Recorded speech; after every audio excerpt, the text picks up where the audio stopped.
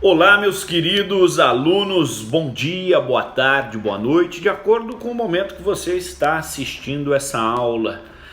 Bom, a Universidade de Taubaté está para definir a questão das provas de vocês, vamos ver agora, né, na próxima semana, aí adentrando a partir do dia 11 de maio, se permanece, enfim, ainda aí essa questão de afastamento, de isolamento social, e estamos aí na nossa 7ª semana da quarentena, enfim, dando continuidade aí ao conteúdo programático das nossas disciplinas do curso de Direito. Dentro dessa 7ª semana, os prazos processuais se iniciaram aí na segunda-feira, dia 4 de maio de 2020, então você aí, querido aluno que faz estágio, operador do direito, aí, enfim, os prazos processuais estão de volta. Agora, então, aí o judiciário já tem esse movimento, a questão do home office ainda presente, porque os processos, em sua grande maioria, todos aí digitais. Graças a Deus o Brasil não teve ainda aquele pico do coronavírus, enfim, estamos passando aí da melhor forma por essa pandemia, por essa calamidade pública gerada aí por essa doença originária da China. Não tivemos picos como na Espanha, na Itália, atualmente nos Estados Unidos e México também. O governo mexicano fechou todos os seus órgãos e comércios, enfim, com decreto presidencial até o dia 1º de agosto, enfim, então nessa linha aí de Ásia, Europa, América do Norte, descendo a América Central, aí chegando o México e o Brasil na América do Sul, estamos ainda aí passando muito bem por essa questão do coronavírus. Bom, as atividades pouco a pouco vão retornando, os prazos processuais já retornaram, então a atividade jurídica já vem aí em massa, e logo as atividades acadêmicas, logo estaremos aí todos unidos novamente, enfim, nas aulas presenciais.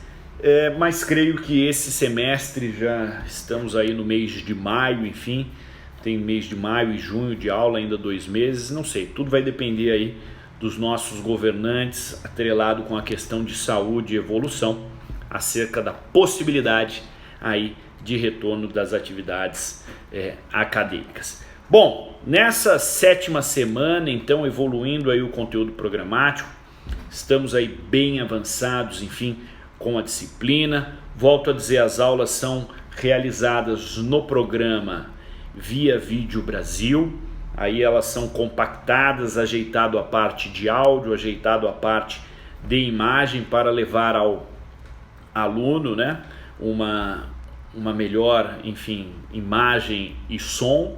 Depois é alimentado no meu canal do YouTube, André Augustinho, onde então essa aula gera um link, e esse link é alimentado aí no portal EVA, onde você acessa na sua sala do aluno, atrelado a cada disciplina, enfim, então tem lá pequenas salas de acordo com cada disciplina. A nossa disciplina tem o plano de ensino, tem a ementa, tem todo o conteúdo programático, e aí vem o deslinde de cada aula definido, seguindo o conteúdo programático, ponto a ponto. Então, cada aula aqui que temos nessa via telepresencial, que a tecnologia nos possibilita, então, manter o semestre do aluno, manter essa proximidade, essa troca do professor com o aluno, e aí a opção, enfim, votado em todas as turmas aí do direito da Unital, foi essas aulas no YouTube, alimentadas no EVA, para o aluno assisti-las aí, enfim, dentro da sua melhor conveniência. Legal? Com isso, então, nessa 7ª semana, vamos adentrar aí o novo tópico do conteúdo programático, lembrando que já estamos aí na reta final do semestre, né? Enfim, aí mais um mês, e depois entraríamos no mês seguinte, de junho, já em semana de prova, enfim, o fechamento. Acompanhem aí a questão do acesso ao portal no EVA, porque o acesso no portal do EVA, muitos alunos estão me perguntando, então já faço aqui essa menção a todos, a questão atrelada à presença do aluno. Na minha disciplina eu estou verificando aí o acesso no portal do EVA, a permanência no portal EVA, para verificar aí se o aluno então está entrando na disciplina, enfim, mas fiquem tranquilos, que eu sei que é difícil para todos, esse momento é um momento atípico, tanto no nosso país como em todo o mundo, e ainda mais nessa questão aí dessa troca virtual que é realizada aí por essas tecnologias que nos possibilitam aí aproximar e manter a disciplina, a nossa aula e o nosso curso de Direito a todo vapor em movimento. Então, sim, existe um equilíbrio, enfim, mas existem alunos que nunca entraram no portal EVA ainda. Aí fica difícil a questão de presença, enfim, de avaliação desse aluno. Então, é necessário que você, aluno, entre no portal EVA, enfim. Aí os representantes já estão avisados a encaminhar aí, enfim, a partir desse vídeo também já fica o encaminhamento aí para todos, que vocês tenham um grupo de WhatsApp aí na sala, enfim, fomentar a visualização das aulas, a permanência no portal EVA para validar aí a inclusão do aluno com a questão da presença também, certo? Em relação ao trabalho, vocês já fizeram as atividades aí na primeira e na segunda semana, né? Que foram atividades escritas com as turmas. E depois, a partir da terceira semana, e agora já estamos na 7ª semana, já ocorre o nosso encontro aí telepresencial, aí sem atividades, mas essa troca onde você acompanha a aula. Eventuais dúvidas da aula, volto a dizer, reforço aí em todas as aulas. O caminho para vocês tirar aí dúvidas, enfim, o saneamento de dúvidas dessa nossa troca das aulas é no canto superior aí do seu portal EVA. Você que está me assistindo agora, o canto superior tem ali um envelopinho, você clica nesse envelopinho e aí você já consegue falar direto aí, professor André Agostinho, enfim, já vem para minha caixa, além de eu receber um e-mail na caixa de e-mail de alerta, fica também quando eu abro o portal EVA uma seta, na verdade um chamariz, um quadradinho vermelho, enfim, indicando que existe mensagem aí, que existem dúvidas a serem tiradas e sanadas. Meus queridos, então, adentrando agora aqui na nossa disciplina de hoje, no conteúdo programático, vamos então avançar com a aula da 7ª semana, todos aí, caderno, lápis, caneta, enfim, para eventuais anotações, enfim, da aula de hoje, estejam todos apostos aí. Bom, então vamos lá, meus queridos alunos do primeiro B, a nossa disciplina História do Direito. Na última aula aí da 6ª semana já entramos em Direito Romano, enfim, falamos da questão da fundação de Roma, da lenda da fundação de Roma, e agora vamos adentrar, continuando ainda dentro aí do escopo do Direito Romano, a continuidade aí do estudo sobre Roma, vamos falar do período da monarquia romana, enfim, a questão da monarquia romana, que vigorou desde a sua fundação por Rômulo em 750 a.C., e aí perpassou, na verdade, 4 reis dentro desse lapso temporal da monarquia em Roma, quando terminou o período aí do reinado dos monarcas, enfim, em 509 a.C., então vigorou de 753 a.C. a 509 a.C. a monarquia em Roma. Bom, sabendo que estão em uma monarquia, enfim, onde o rei detém todo o poder, o rei, na verdade, em Roma, no período, esses 4 reis que perpassaram de 753 a.C.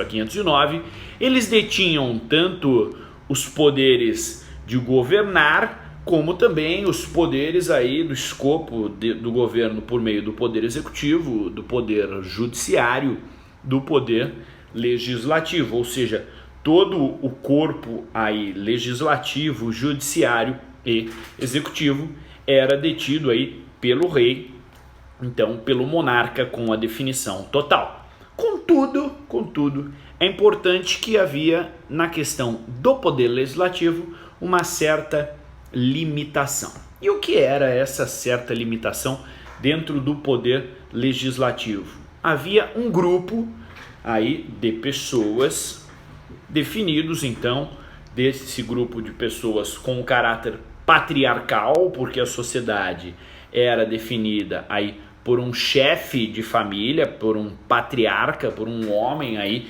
chefe de família, e dentro dessa questão desse patriarca, desse vinculado à questão da terra, questão consanguínea, o vínculo do sangue familiar, da veiculação com a terra natal de Roma, é certo que naquela região viviam ali os patrícios. Patrícios vimos aí na questão com origem de homens livres, quando falamos dos musquenuns, dos homens livres, enfim, do asquenuns, e aí dentro dessa conjectura, oriundo de homens livres, a conjectura dessa gente livre, essa nomenclatura usada em Roma, e daí que vem, esse povo, essa gente, enfim, verifica desde Roma, enfim, porque a gente era o grupo liderado por esse patriarca, ou seja, esse grupo familiar era denominado então gente, onde o chefe de família era aí o patriarca. Dentro dessa conjectura dos patriarcas, todos homens livres, da origem dos patrícios com vínculo na terra, e voltado no que eu disse a vocês que havia uma limitação no poder legislativo, é porque o rei definia 100 homens livres, 100 patriarcas, 100 chefes de família, 100 chefes dessa gente, que aí era denominado aí, as pessoas que compunham a família por gente. Então, 100 patriarcas eram aí consultados para verificar aí a questão legislativa dentro da criação das leis. E aí, esses 100 patriarcas, eles dentro da conjectura do poder legislativo, eles poderiam, no caráter consultivo, indicar novas leis e também vetar as leis tidas pelo monarca. É certo que tinham que pedir a todo tempo a bênção. É certo que estavam subordinados ao monarca, ao rei. Contudo, detinham o poder de veto. E como foi denominado este grupo de 100 patriarcas, 100 chefes de família, 100 homens livres? Foi denominado senatus. Senatus. Olha o reflexo na política, olha o reflexo na seara social e jurídica do que temos hoje em dia, o nosso Senado Federal. Então, a conjectura ali do Senado, na origem romana de senatus, com tu, senatus, tus no final, as pessoas eram chefes de família que iniciaram com 100 chefes denominados pelo rei e no passar das respectivas monarquias, depois foi estendido para 300 senadores, 300 patriarcas, chefes de família, que detinham então, esses 300 senadores, o poder de limitar o caráter legislativo de atuação do monarca. Olha o reflexo, hoje em dia temos aí a Câmara, o que seria o nosso Congresso Nacional, composto pela Câmara dos Deputados e pelo Senado Federal, dentro do escopo do poder legislativo, e sim também com poderes aí de veto, de escolha, tanto a Câmara na criação das leis, quanto também o Senado Federal, nessa necessidade aí da utilização da dupla conjectura, do duplo vínculo das ambas casas legislativas, Câmara dos Deputados e Senado Federal, com origem lá em Roma, em fim de 753 a.C. a 509, colocando um limitador na monarquia aí originária do rei Rômulo. Além dos patrícios e dos patriarcas, chefes aí de família, de origem aí do sangue, enfim, dessa origem dos homens livres. Também tinham outros homens livres, mas não com o mesmo poder executivo, não aí com a raiz na terra romana, e aí eram tidos como alheios aí à pátria romana. Não pertenciam à pátria romana, ao sangue, à origem da terra natal de Roma, que eram aí então os plebeus, também homens livres, mas com menor poder aquisitivo. E os plebeus não poderiam fazer parte desse cenário político, enfim, e ser galgado aí um dos 300 senadores. E também esses plebeus não poderiam aí cursar, por exemplo, uma faculdade. Era restrito a questão do ensino superior em instituições aí de ensino. Na verdade, as faculdades, o crescimento, enfim, era destinado tão somente para os patrícios, a classe tida aí como pura da terra natal. Contudo, com a evolução, teve o rei Servo Túlio na questão da monarquia romana, que com o intuito de buscar mais impostos, aumentar então aí o número de cobrança de impostos e aumentar aí o cenário de militares, galgou a possibilidade dos plebeus, de forma limitada, é certo que sim, mas participar da criação e da elaboração de algumas leis, gerando aí então poder maior a esses plebeus, nos quais então possibilitaram aí galgar um avanço na classe social, participando da criação de leis e aí contribuindo na questão do militarismo, na defesa ali da terra, enfim, de Roma, e também na realização da cobrança de impostos, na possibilidade do caráter contributivo. Nessa continuidade da classe social também tinha os denominados declientes ou clientela, que eram ali os estrangeiros que estavam alocados em Roma. Esses estrangeiros aí tinham um patrício, enfim, como seu guardião.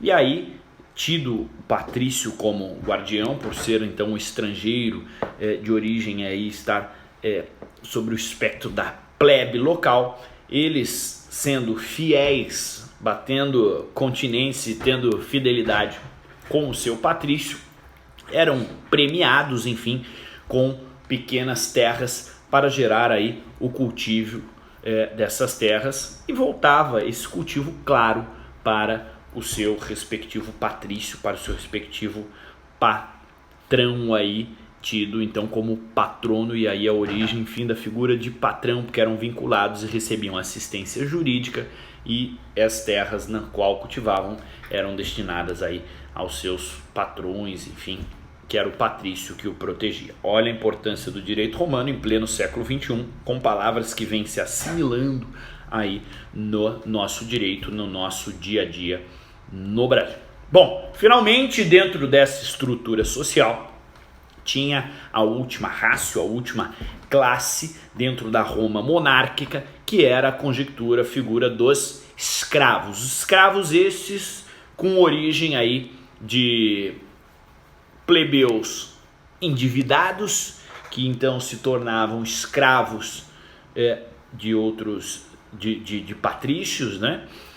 E também povos que tinham perdido na guerra, se tornado prisioneiros de Roma, e aí eram então entregues a patrícios, e os patrícios poderiam então comercializar esses plebeus endividados, tidos como escravos, e também esses de origem aí de guerra, enfim, que eram tornados aí escravos. Os escravos, eles não detinham aí nenhuma conjectura de amparo.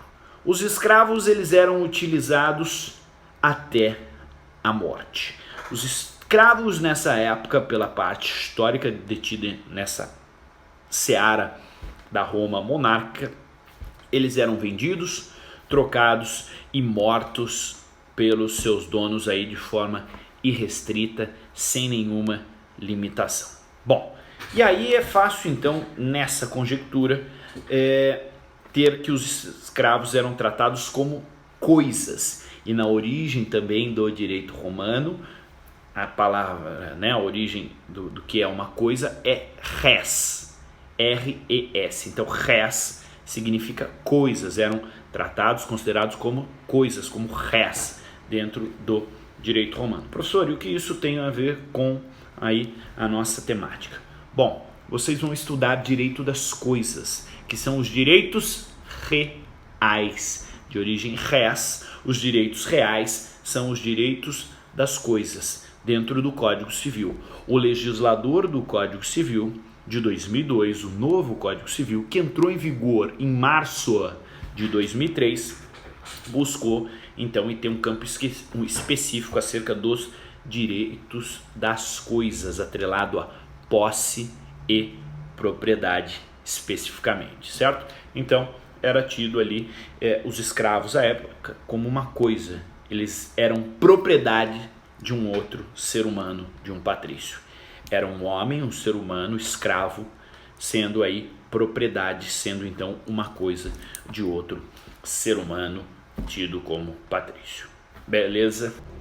Bom, permeado então a sociedade, é importante definir também a figura do rei, que era tido como res, mas res agora com X, por favor, muita atenção. R-E-S atrelado a coisa, aos escravos. R-E-X, res, atrelado então à conjectura de rei. Então existe a classe dos reis, a classe do senado, que era então o povo a questão da política elitizada, dos patrícios, e depois o povo em geral, o povo romano, que inicialmente era constituído pelos demais patrícios e depois, pouco a pouco, gradualmente, foi ali, após o rei Servo Túlio, aberto então também aos plebeus na questão do militarismo, enfim, na questão do auxílio na criação de algumas leis com o escopo de viabilizar e que esses então pudessem cobrar impostos. E como que era a conjectura então no direito romano, da realeza, acerca da conjectura jurídica? A conjectura jurídica era subdividida em costumes e nas leis. O que eram então, era na época a questão dentro da monarquia do direito romano, essa relação dos costumes. Nada mais, nada menos do que os hábitos, aquilo que tinha de conhecimento e que já era consentido de forma tácita para todos. Erga omnes é para todos. Então aquilo que era normal, aquilo que era natural, que já era consentido ali pelo povo dentro da conjectura de Roma, era tido então como os respectivos costumes. Nada mais, nada menos que a prática exercida por todos através de uma conjectura no tempo. Então, era o direito ali, é o direito, né, a questão do costume não escrito. Não vem determinado, não é escrito. Essa questão não é positivado. Positivado é aquela determinação que está ali escrita. Não é então um direito positivado, um direito determinado e escrito. Mas é a conjectura costumeira, de consentimento, realizada por todos. Em outra contrapartida, tinha a questão das leis, que ao contrário dos costumes, aí sim determinado em lei, de forma escrita, positivada, e pode aí, enfim, dentro dessa conjectura determinada, as pessoas então competentes são os responsáveis por escrever essa determinação legal. Então, aí detinha o poder da criação da lei o rei. O rei, com a sua máxima dentro da monarquia, tudo voltado ao rei, já disse para vocês a parte do judiciário, do legislativo, sofrendo uma limitação, que vamos falar disso, e também do poder executivo, enfim, emanar as ordens, administrar ao rei. Dentro da conjectura de leis, criação de leis, poder legislativo, o rei criava uma lei, e essa lei então era submetida à análise ali dos senadores, enfim, dos patrícios especificamente. E aí esses patrícios se reuniam, e aí essa reunião dos patrícios, nessa comitiva para dar o ok ou não ok a essa lei, era denominado curiatus. Curiatus, a reunião então dos patrícios aí para definir ou não a aprovação da lei. Mas lembra que pós-rei Túlio, o rei Sérvio Túlio, Túlio, houve uma abertura também aos plebeus, tanto no caráter da possibilidade de aumentar o número de militares e também de possibilitar aí o aumento, enfim, e de recolhimento de mais impostos. E aí com isso abrangeu uma possibilidade dos plebeus manifestarem algumas leis. E aí com essa abertura, enfim, era chamado em algumas leis específicas do monarca, do rei, chamava-se os plebeus para se reunirem. E aí essa reunião era denominada centuriatus. Então curiatus para a máxima, para os patrícios, para aqueles que têm o sangue da terra natal. E centuriatus para então a abertura de leis específicas criadas pelo rei, pelo monarca, enfim, e aí levadas a esse grupo, a essa comitiva de plebeus que deveriam então deliberar sobre o aceite ou não disso. Bom, essa é a conjectura da monarquia romana que perpassamos agora. No nosso próximo encontro, na nossa próxima aula, vamos falar daí da República Romana. Então, com isso, meus queridos alunos do primeiro B da Unital, caso tenham uma dúvida acerca desse avançar da monarquia romana, canto superior direito aí da tela de vocês, pode mandar mensagem aí no EVA, solicitando enfim, informações e eventuais dúvidas que tiverem. Grande abraço para vocês, não vejo a hora de retornarmos aí às nossas aulas presenciais e com isso encerramos a nossa 7ª semana com essa diretriz aí dentro da conjectura da monarquia romana. Beleza? Grande abraço a todos vocês.